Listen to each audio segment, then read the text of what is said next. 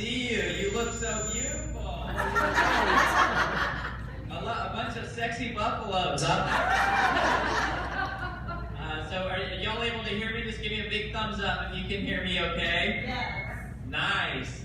Well, it is so exciting to be back with you. I am just honored to be there, to be here, and to make this happen. And we had such a great time just a few weeks ago. And so what we wanted to do, just now that we have kind of all the executives here, is to talk about some of the other things with Take the Stairs that we didn't get to talk through when I was there with you just a few weeks ago. And we want to we're basically talking about Take the Stairs Part 2. And I mentioned when I was there last time that I was mentored. I was very fortunate to be mentored by the late Zig Ziglar. And Zig found me when I was just kind of young in the business after the World Championship of Public Speaking. And one of the things that I got to do with Zig is I got to go backstage with him at some of the big, large events.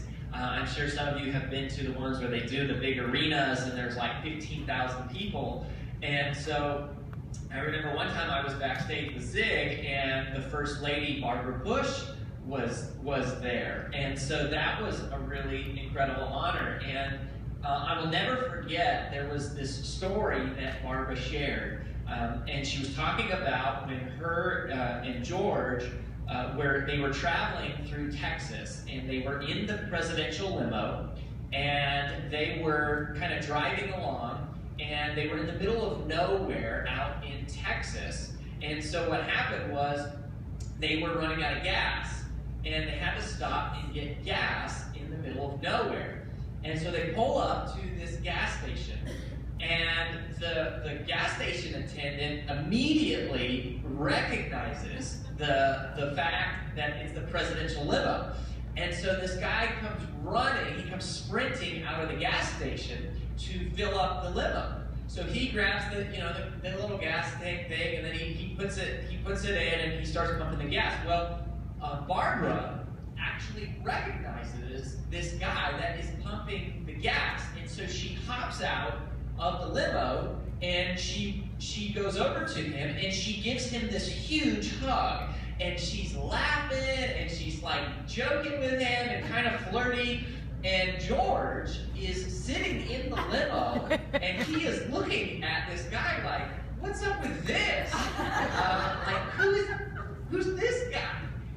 Well, after a few minutes, the First Lady comes back into the car, and George asks her, he says, "You mind explaining yourself to me? You want to tell me who that was, please?" And Barbara is just laughing, and she goes, "George, you're never going to believe this. I used to date that guy in high school." And George is like, "Wow." And Barbara explains the whole situation. "This guy was like my first love. We used to date, and I haven't seen him for years." So anyways, they get into the limo, and they drive on a little further, and it dawns on George exactly what has just happened. And he says, it kind of hits him, right? He has like this epiphany. And he goes, "Wow, Barbara, just think about this for a second. You are married to the President of the United States of America. You are married to one of the most powerful men in the entire world. If you would have married that guy, you would have been married to a gas station attendant." And then Barbara looks at him, and she smiles, and she goes, "Oh, don't be silly, George. If I would have married him, he'd be president."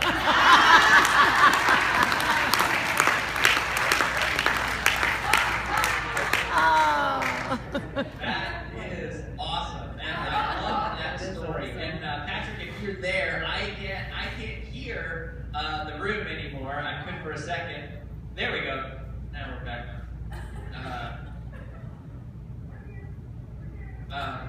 So I love that story, and it is a true story apparently, and it's from the First Lady, and it reminds me of something that we have talked about in take the stairs. And this is the creation principle of integrity. And to me, integrity is one of the most defining characteristics of great leaders. Both from a character perspective, from a morality perspective, from a being worthy of being followed perspective, integrity matters tremendously. But the other reason why integrity matters is because integrity is the foundation of all creation.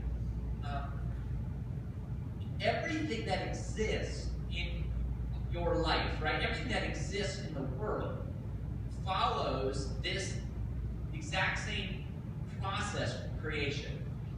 Everything starts originally as an idea. I mean, this goes for Pampered Chef, it goes for the chair that you're sitting in, it goes for the team that you've created, your family. I mean, everything starts with this thought. You have an idea, and then at some point, that idea takes the shape of words. You start to speak about it, and words are tremendously powerful.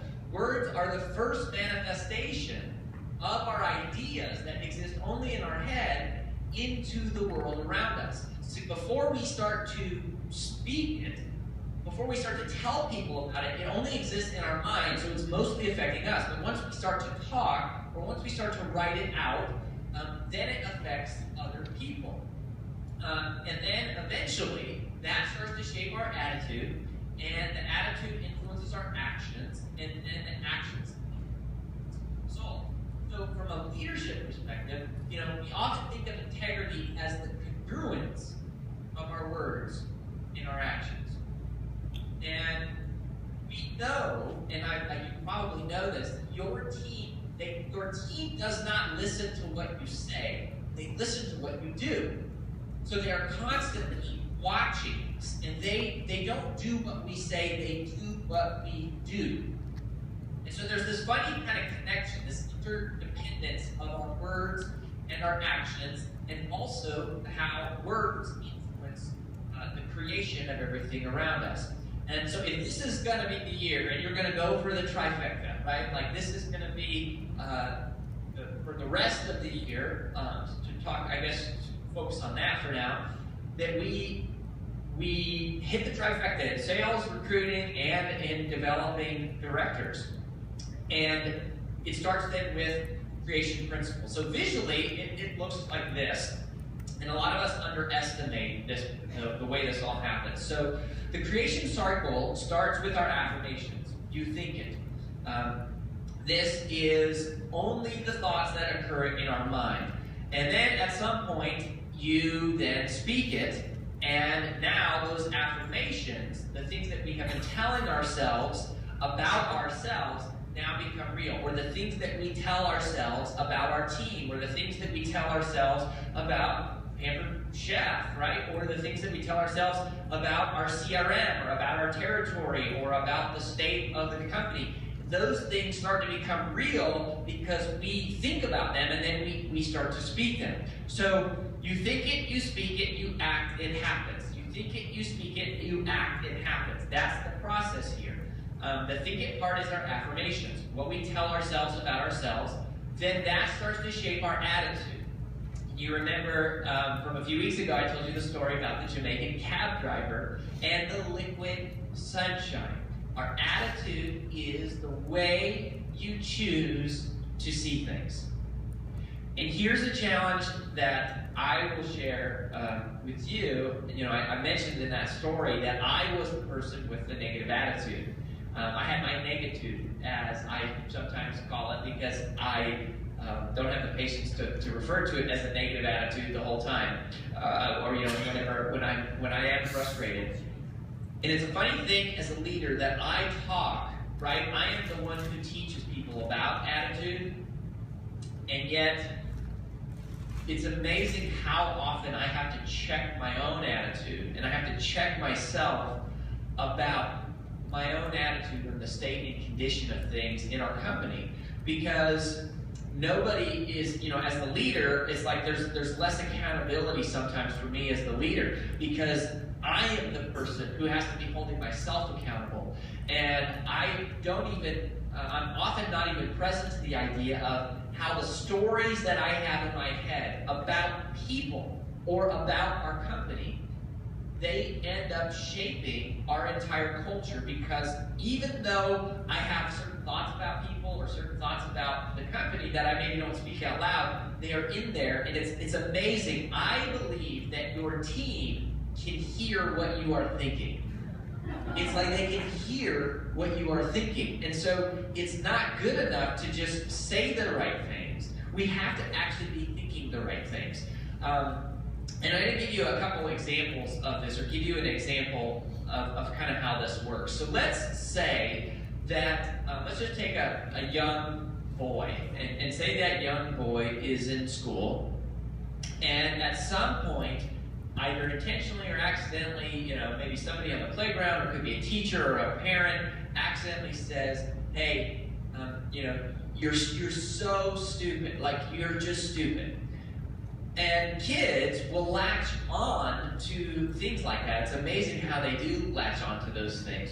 And so if this kid hears this thought that he is stupid, and then he plays that affirmation in his head over and over, which is what tends to happen, is then the attitude, when it comes to school, if the kid starts to believe that he's stupid, then what kind of attitude do you think the kid is going to have about school? Do you think he's going to have a good attitude, or do you think he's going to have a negative attitude?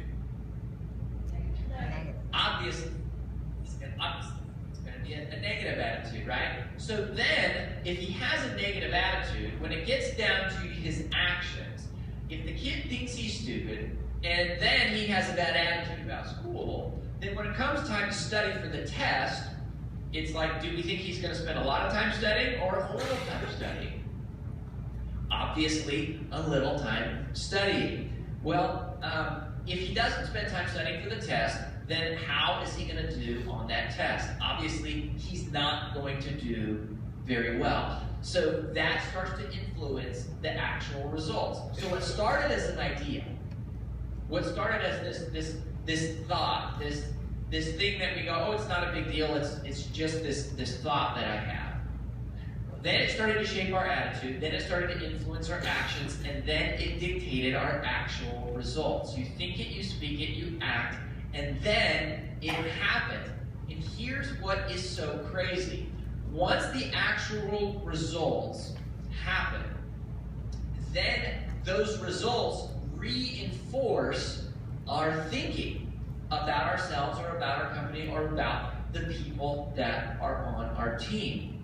And so we don't realize this, but we have created the evidence to support, and this whole cycle, this creation cycle, we sometimes refer to this as your story. This is the story that you have, and your story has been reinforced because you will always find evidence to support your story. You always find evidence you will find a way to prove yourself right.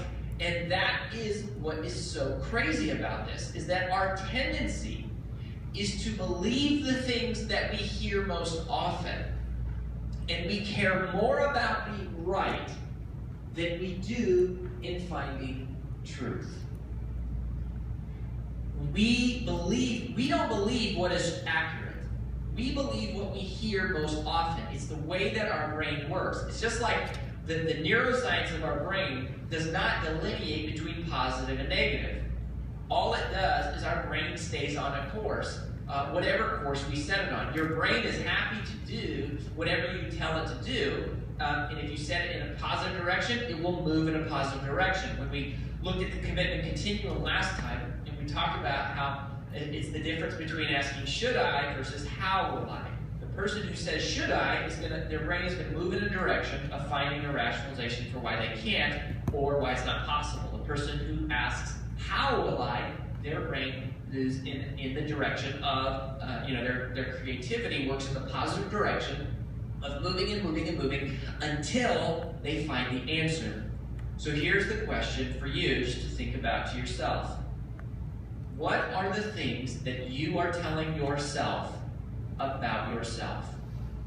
What are the things you're telling yourself about your ability as a leader? Because if you're saying things like, I can't do shows because I have to develop my team. That's something that's really common with us is we all, my background is Southwestern. We used to always say like, oh, it's like I can either be a great recruiter or I can be a top salesperson. Well, if you tell yourself stuff like that, it will become true. And the hardest part about the story is when you look around your life, you go, no, this is true. That is the way it is. And the reason it appears that way is because you have created the life that reinforces that. And that is something, as a leader, is so important because your attitude and what you tell yourself about yourself. And here's the other question. What are the things you are telling yourself to be true about your business? What are the things that you, if quietly and silently to yourself, what are the honest things that you say about the direction of the company and the direction of your organization? Whatever you are telling yourself will become true. Not because it's true necessarily, but because we believe what we hear most often. And then once we think it, that shapes our attitude, and that attitude influences, and we get back to this creation cycle. And so most people do not understand, or they drastically underestimate, this connection between the power of our ideas and those initial thoughts that we have, and the connection to the actual results that show up in our life. So you are in charge of your own life.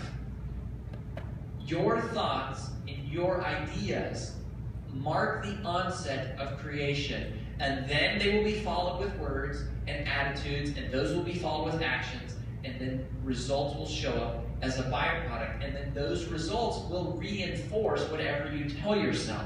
So it starts with changing your affirmations.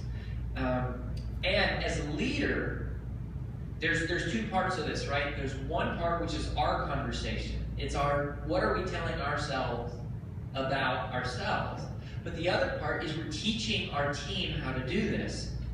See, one of the greatest privileges that you have and we have as leaders is you have the opportunity to influence people's thinking. You influence their thinking.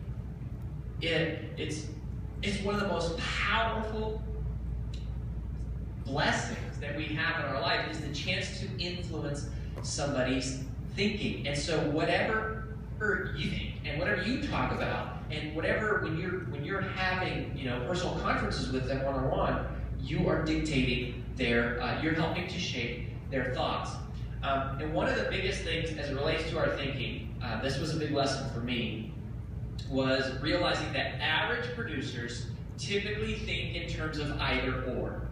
And this applies across all different areas of our life. One of the most startling realizations about ultra performers is they always realize that it's both. It's easy to think it's either or, right? It's to think that I can either be a great leader or I can be great in sales. And if we say that to be true, then again, obviously what we've been talking about is we will find evidence to support that as true.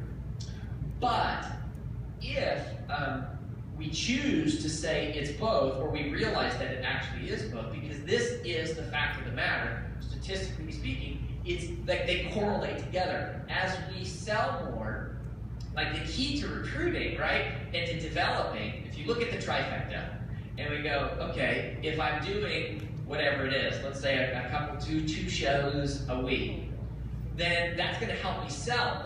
But not only am I selling, that is helping me recruit. The shows are the lead generation, the best lead generation tool that we have, right, for recruiting new team members. And so that selling, increasing the sales activity, increases recruiting as a byproduct. It's not either or. One is a reflection of the other. And it also can become the very vehicle by which we develop leaders underneath us, because we can bring them with us to the shows, and they are not, instead of us telling them how to do a show, they see how to do a show, both from a sales perspective and a recruiting perspective. And so for a long time, I lived in this world of either or in different areas of my life. And when we conducted kind of the study and did all the profiles and just what we've been doing with coaching and working with now over 4,000 people one-on-one, we started to realize that ultra performers realize that it's both. It's not one or the other. So part of what we have to come to is realizing that we create permanent changes in our actions by reinforcing permanent changes in our thinking. You create permanent changes in your actions by reinforcing permanent changes in your thinking. Lisa and Patrick, I'm not here in the audience again, just so you know, which is okay. But if you can send me, if you can bring it back, that's great. Or if it's distracting, maybe just shoot me the text message. So I. All right, so guys, let's give Rory, just so he hears us, let's make sure he hears us. Great. Okay, so I hear you now if you're able to leave that setting as it is. So permanent changes in our actions reinforces permanent changes in our thinking. On that note, I wanted to just do another call.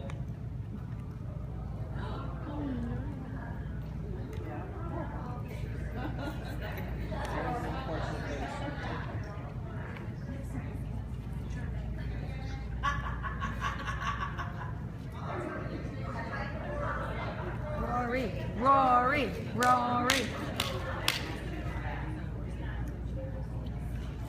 Hold on while we try to get the call back.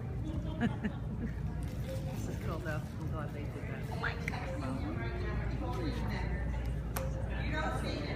When am I gonna? The other one's already done. Yeah. Oh no. I video. Permanent changes in our thinking brings permanent Okay, changes. so I'll probably get Stacy. I'll see how many I can get because then I'm leaving. I have to get the service. Oops. But send who the link is. Donna. Maybe after talking on it. I have someone. So you know how to get the link? Go to my YouTube channel. Are you connected? Yeah, it's saying callback, but we're really connected by the internet. We're not connected by phone, we're connected by the internet. And we're texting him by phone. It happens to the president, Jill says, so go it to can happen YouTube. to us. I think you subscribe to me anyway. So, okay. It's his connection. Go to Patty He's gonna call us- Yeah. He's gonna get us back in 1 minute.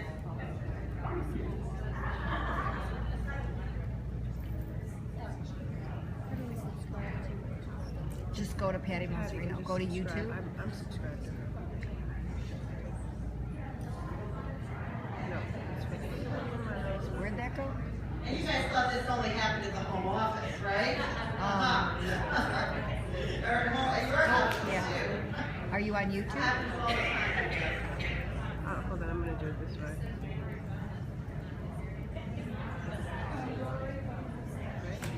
Yeah. Okay. Go to click on videos at the top. Yeah, I'm probably in the right place. Wait, stop. All right, guys, you know what? While they're working on this, and they'll give you the All right. high sign. Go back. Go back. And we're back. All right. Go down to Sorry about that. There is what do you call it? It's so funny because people ask me, they That say, is, "Do you ever get nervous?" I forgot to speaking in label public?" it, so And I she's say, already up. I usually only get nervous when we're You know doing what? You're not something subscribed. that has to do with technology. That's really the only time. By the way, how many of you, just by a show of hands, how many of you get nervous speaking in public? Send that to someone, that's why she needs to. Okay. If I could show you a way that you would instantly overcome that fear of speaking in public, would that be of value to you? Yes. Okay, so here's how it works. I actually, I realized, I read this thing in the Harvard Business Review, and they did this study of all of these different audiences. And they went out and they looked at all these audiences, and apparently, according to Harvard, only 11% of the audience actually retains any of the information the speaker says. Which I love. That takes pressure off us as speakers in the first place. But this same study, according to Harvard, said that 22% of the audience at any given moment is actually thinking about their personal problems. And this same study, okay, the other 67%, this is Harvard Business Review, said that the other 67% of the audience members at any given moment are having sexual fantasies.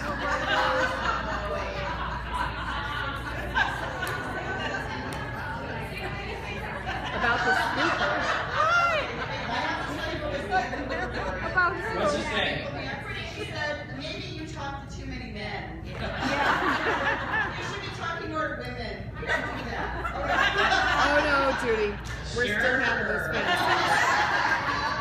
We're making nervous. Here's the real thing. It's like, no matter what happens today, at least 2/3 of you are going to be having a great time.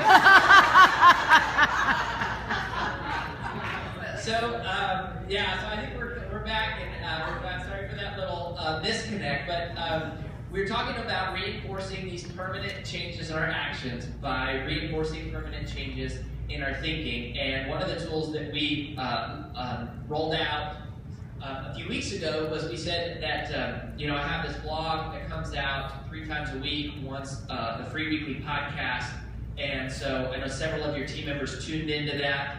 Some of them haven't, and you're welcome to extend this out to the team. So you can tell them if they just send an email to rorybonus@gmail.com and just put their first name in the subject line, don't put anything else in, then I will be in touch with them, and 3 times a week they'll be hearing from me, and we'll be trying to shape their thinking together. But that is one of the best things that you can do as a leader. It's one of the greatest privileges that we have, is to influence their thinking, and also to be mindful of our own and what we are saying about ourselves and then the company, what we're writing about ourselves and then the company, and certainly the actions that we are taking.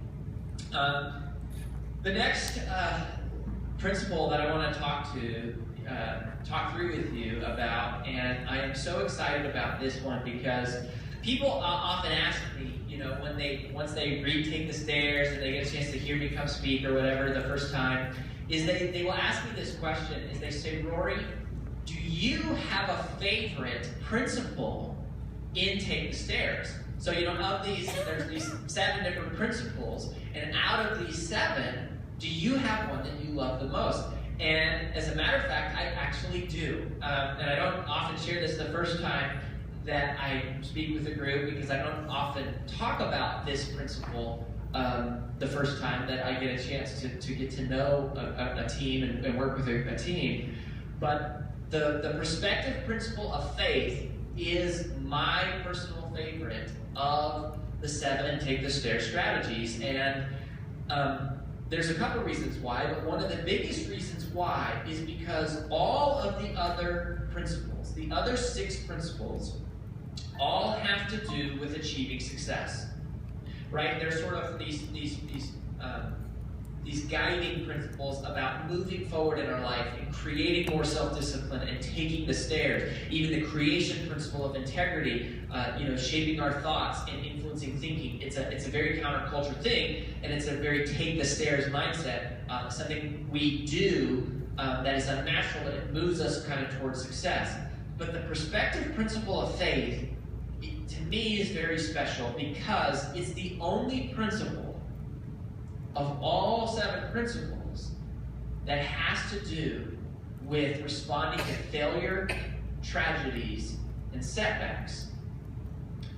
And that's not as fun to talk about, but it's the reality, and it's especially the reality for leaders, because you don't get to the place where you're at to be in this room right now without having some setbacks, and without having some failures, and without having some personal tragedies, unfortunately.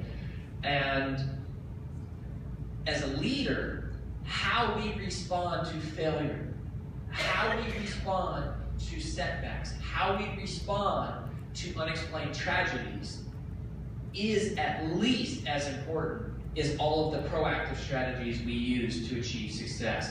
It is at least as influential on our team as anything else, because sometimes things happen, things that they don't go as well as we thought, right? Sometimes we go down a path and the direction changes unexpectedly. Sometimes we start some initiative and then it falls apart. And how we respond there is a big question, and it's something that people don't like to talk about, and it's hard to talk about, the strategy for dealing with this. But here's the illustration, I guess, or the example I want to use for this is, let's just pretend for a second. Let's say that you were driving home tonight, and you're just driving down the road, driving, and out of nowhere, it's like, boom, you get hit, and there's this flat tire, right? And all of a sudden, you're stranded on the side of the road, and it's like, now you have this flat tire. Now, for me, being a pretty boy, mama's boy, a flat tire is a bad thing. It's a big deal, right? Like, having to change a tire can be an issue. I have actually done it before, but if you had a flat tire driving home, and then think about that night at dinner. That night at dinner, when somebody asked you about your day, do you think you would likely tell them about the flat tire? I mean, you probably would, right? I mean, if we have a flat tire in the course of everything that might happen in the day is a pretty big event for any of us. And so, if you're sitting there at dinner and somebody asked me, they said, tell me about your day. I say, oh, you're not going to believe it. I had this flat tire. I was stuck on the side of the road. I had to get towed now. This guy's trying to take me from my money, and right? Because a flat tire is a big deal in relation to one day. Now, think about it like this, though. Let's fast forward.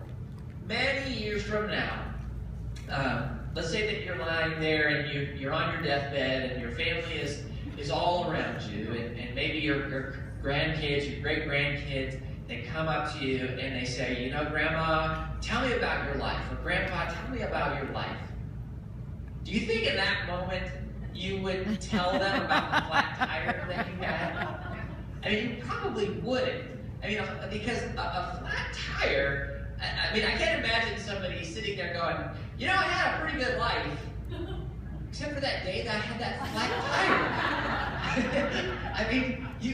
We wouldn't say that. We wouldn't even remember the flat tire. 2 weeks after we had the flat tire, it would be gone from our memory. Now, why am I bringing this up? Well, because it has a big lesson to teach us, that a challenge in respect to today is a big problem.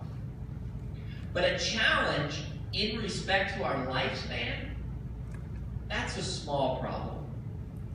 And if you take it a step further, you realize that any challenge in respect to eternity is no problem.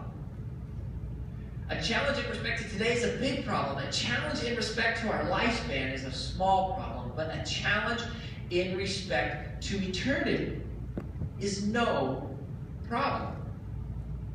And what that is a matter of perspective. We've come to call it the perspective principle of faith.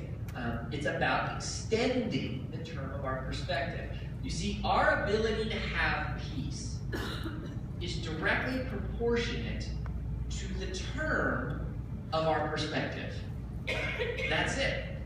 See, we think that maybe our ability to have peace would be connected to how much money we have, or how successful our team is doing, or how many emails are in our inbox, right?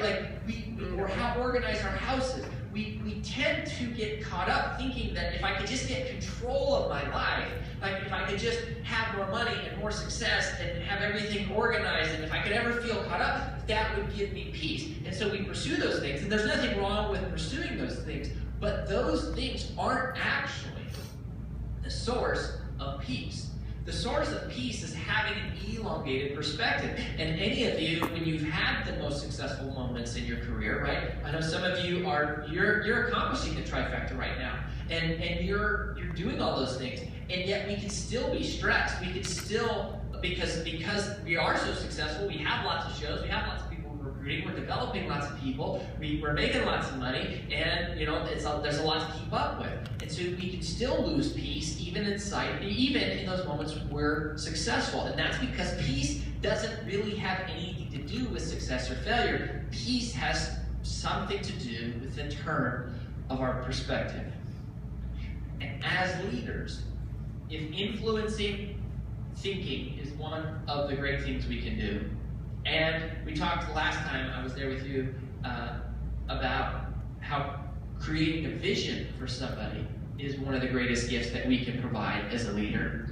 Then another very related one is giving our team perspective.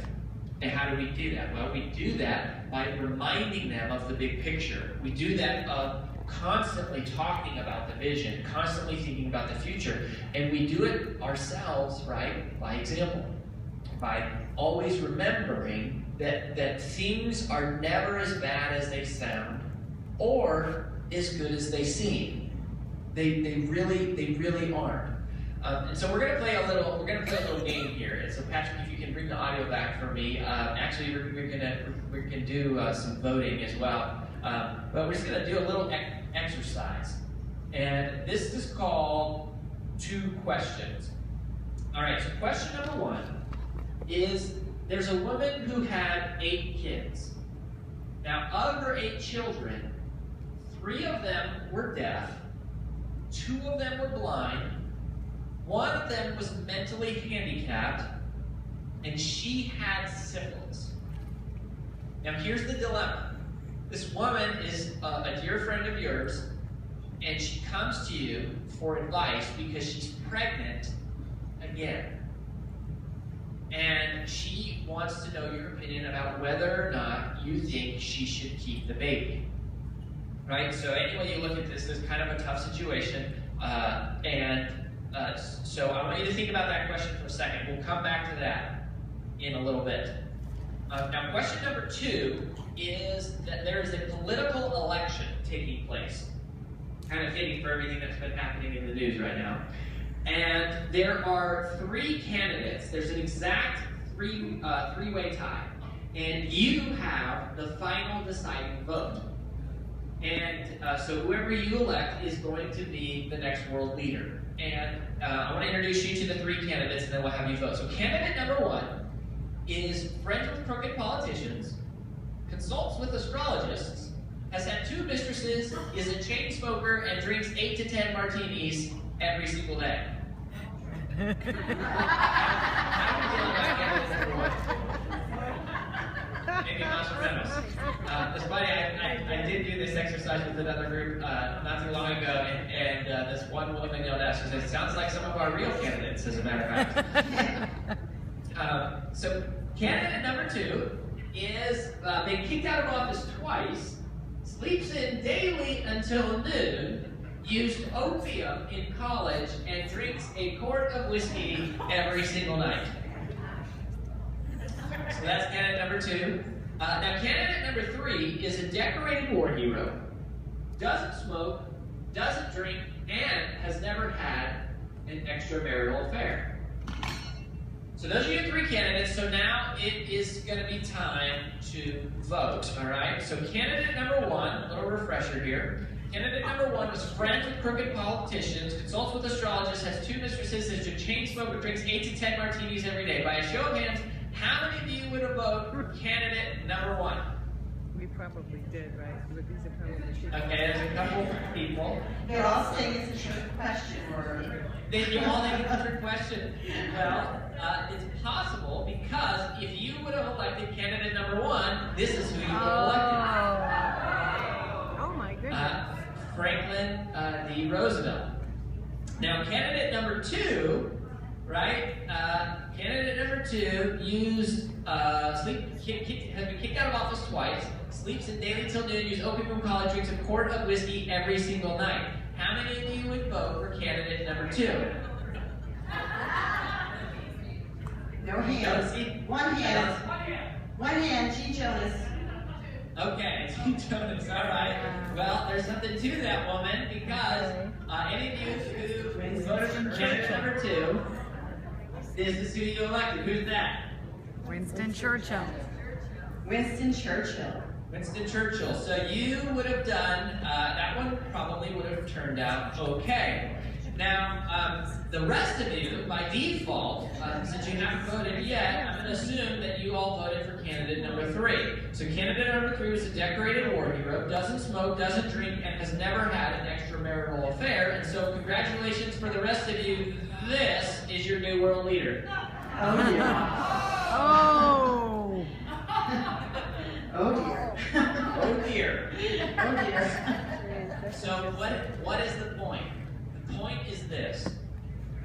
Less the ability to see the entire future, we aren't entitled to evaluate the reasons why bad things happen today.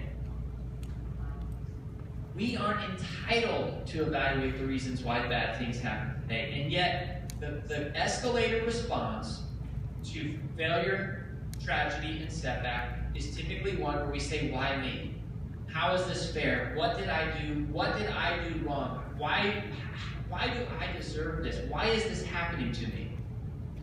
And that's a natural response. And we get stuck in that mode.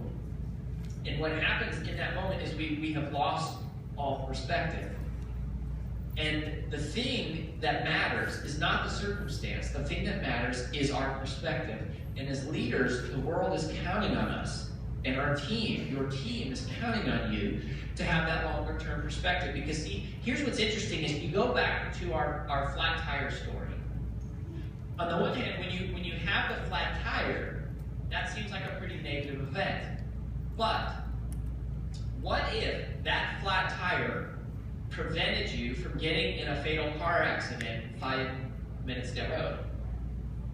That completely changes the entire way that we view that episode of the flat tire. Well, that is how it is. Things are happening like that all the time, all around us. But the negative things that happen are typically happening for a reason. You see, that is the perspective principle of faith. And it's not an easy choice. In fact, this is the most difficult of all of the take the stairs choices. Because faith is choosing to believe that what is happening now is somehow for a greater glory later on. Faith is a choice. It's a take the stairs choice.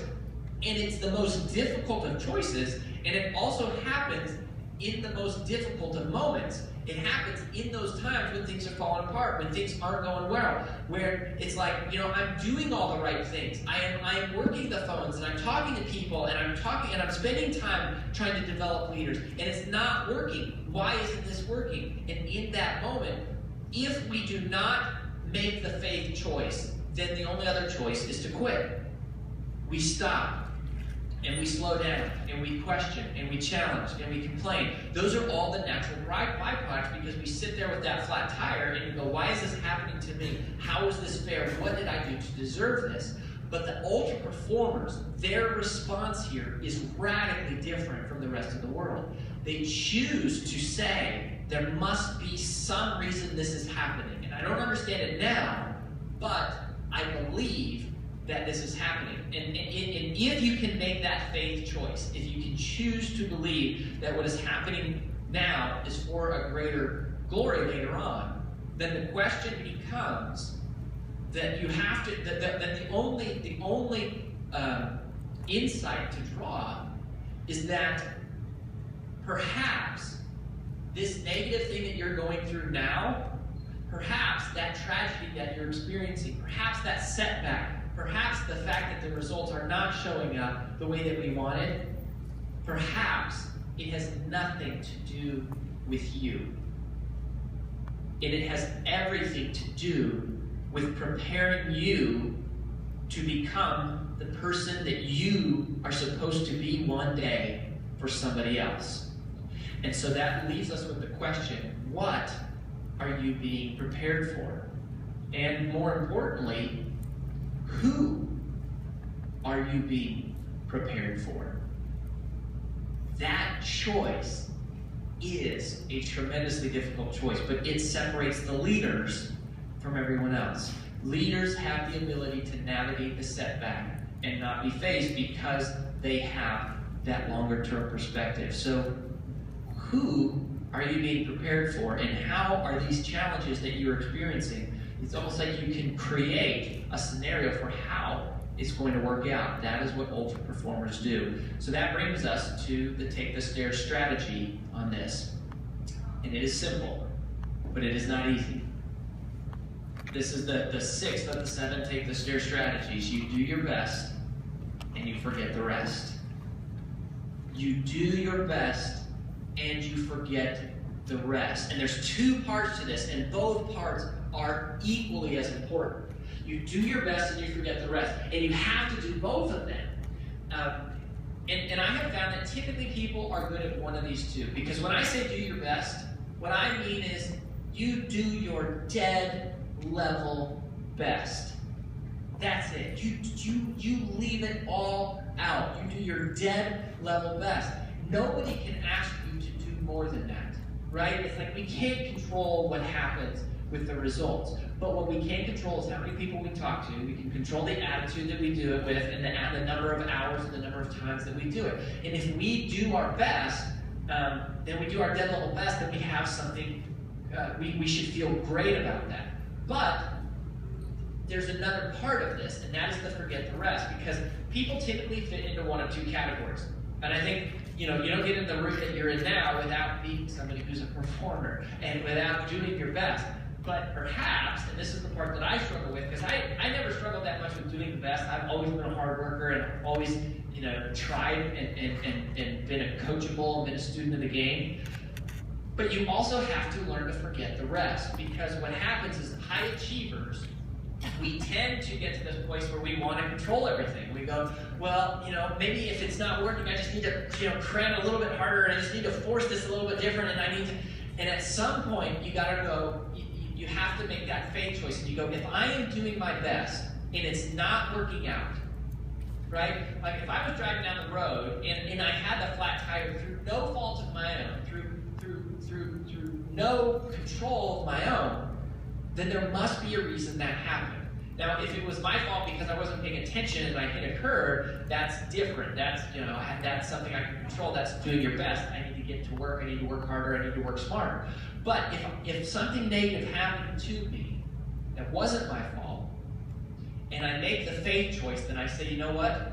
There must be some reason why this is happening. And I don't know why, but at some point in the future, it will be revealed to me. For me in my life, one of the greatest examples of this, where I actually learned this, was at the World Championship of Public Speaking. And when I was 22 years old, I decided that, hey, I wanted to sort of dedicate my life. I felt called to be a speaker and to do this and to talk. And yet I had this problem because I was a kid, and it was like, who's going to listen to some kid? And I heard about the contest, the Toastmasters World Championship, and I said, wow, maybe if I won the World Championship of Public Speaking, maybe people would listen to me. Like maybe that would give me some credibility. And for those of you that are not familiar with the World Championship, it's a contest that's put on by Toastmasters, and 25,000 people compete from 90 different countries over 9 months of competition to become the world champion. And for me, I thought, hey, maybe this is a path for the dream. And for 2 years, I dedicated like every ounce of energy to this. I spoke about 3 times a day. I actually went out and I spoke 304 times for free before I ever got paid to do a speech. I spoke 304 times over 18 months as I was preparing for this. I received thousands of evaluations. I watched thousands of hours of video studying. I spent thousands of dollars on courses. I read dozens of books. I went through all of this training, and I made it to the world championship. I made it to the top 10 in the world, and then I lost the first year. And the second year, I went back, and I made it again to the top 10. I studied harder, I got more coaching, and in the second year, there I was. It is 2007. There's people all around me. There's like, I don't know, maybe 3,500 people in the audience, and that was the year that I lost again, but I lost higher. I came in second in the world, or as Jerry Seinfeld would say, I was the #1 loser.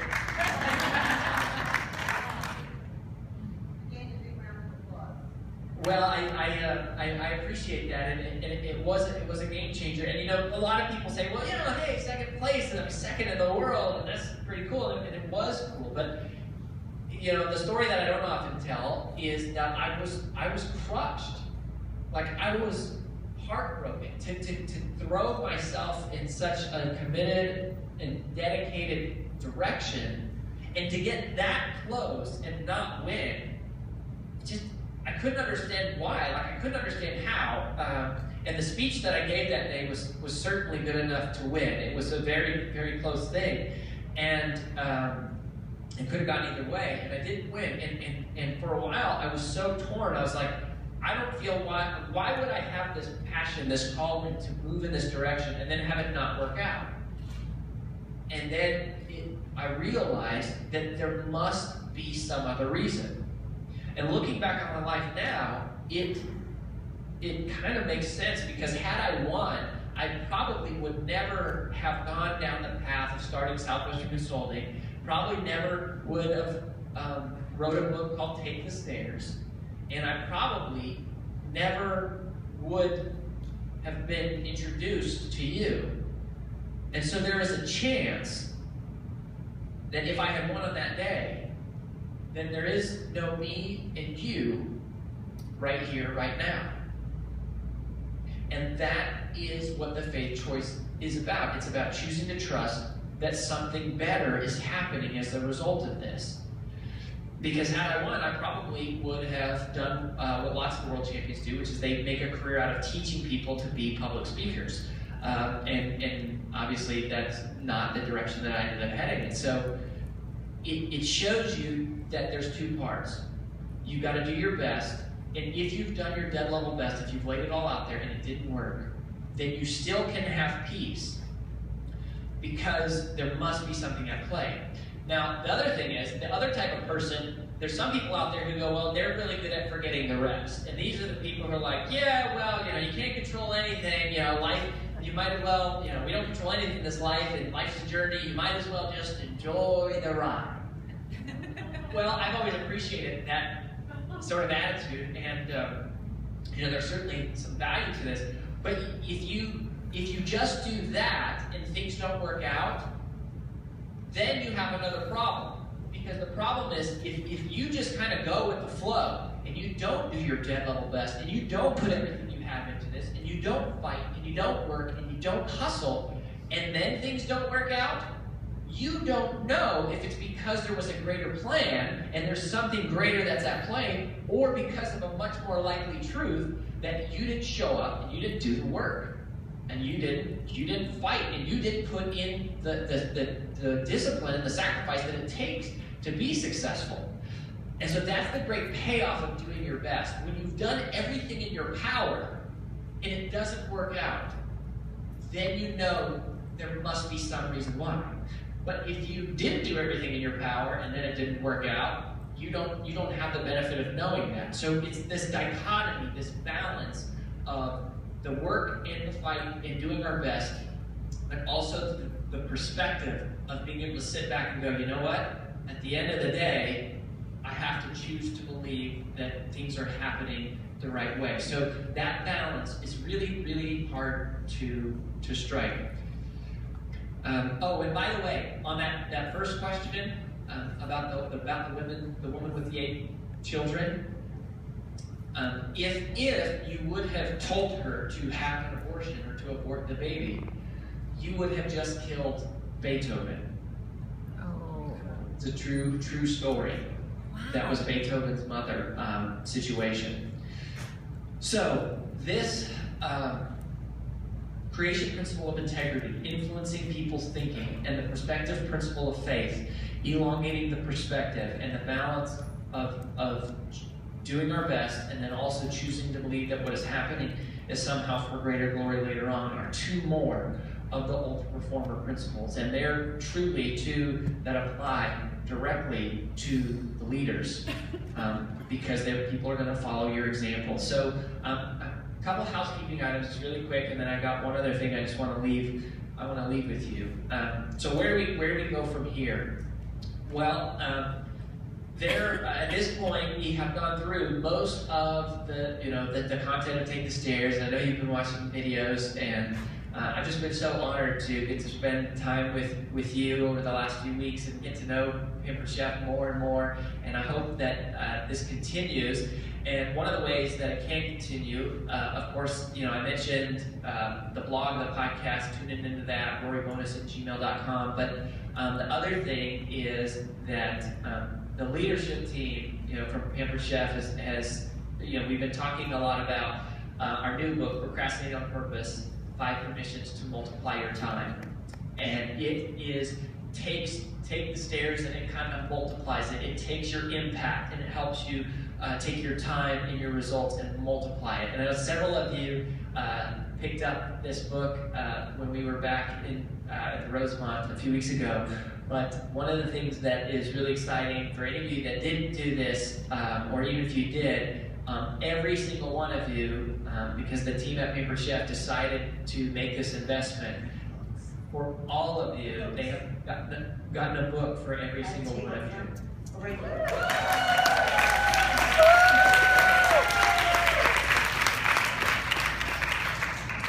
So, in addition to the book, it's also 11 videos.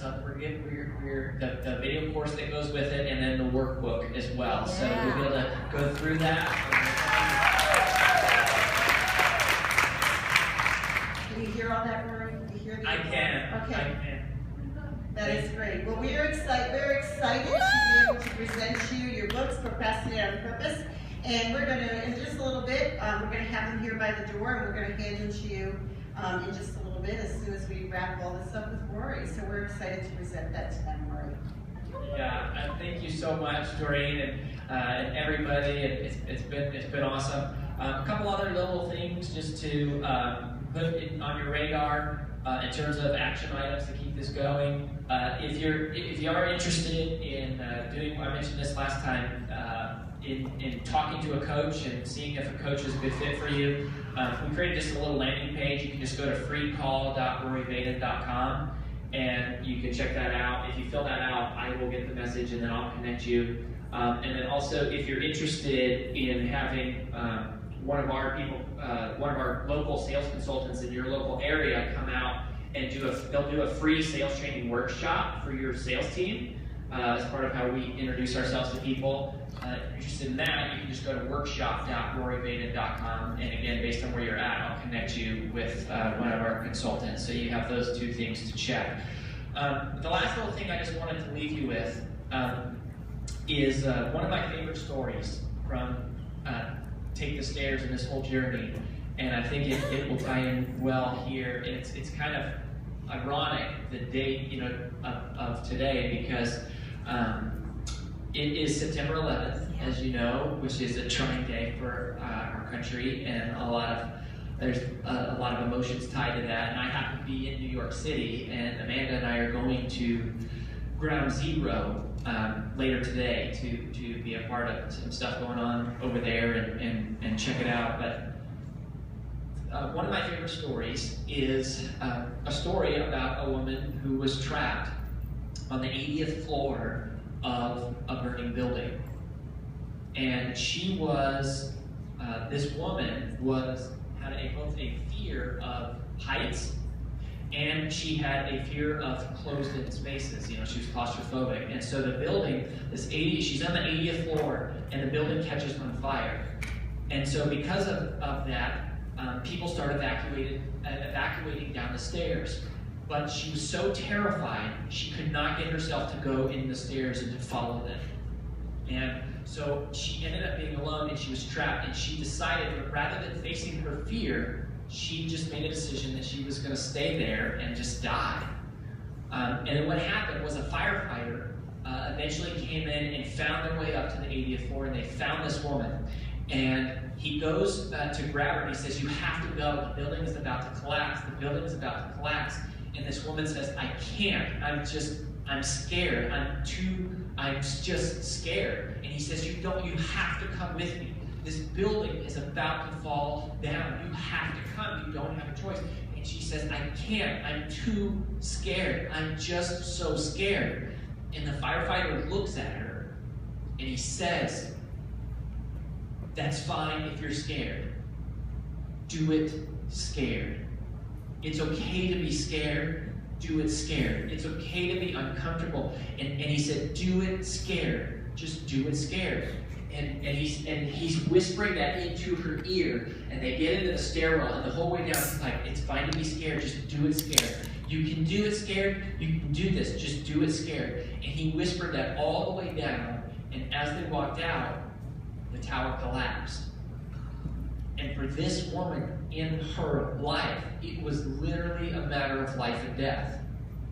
And for us, the leaders and the people that we're leading, it's the same thing. You have the opportunity to change lives. There are people out there right now who need you and need Pampered Chef more than you need them.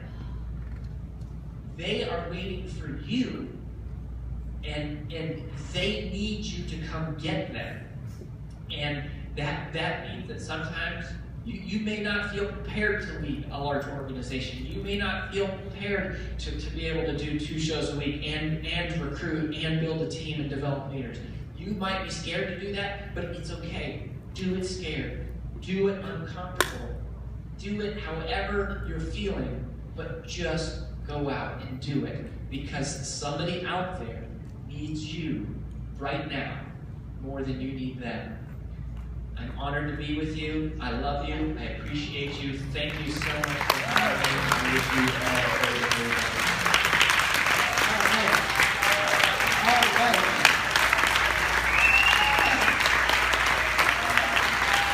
Well, thank you so very, very much. As you can see, everybody is very excited to hear from you. You did an amazing job, and we just enjoyed having you so much. Ladies and gentlemen, give it up for Rory Vaden. Scared. I love that. I love that. Thank you, Rory. Bye-bye. Enjoy your day with your wife. They just celebrated their 5th anniversary in Bora Bora. He just returned yesterday, and he's here with you today. So, yeah. And they're in New York City right now, and they're off to have a day in New York, and remember that. Rory for president. Somebody says it's Rory Vaden for president. There you go. Well, thank you very much. Bye, Rory.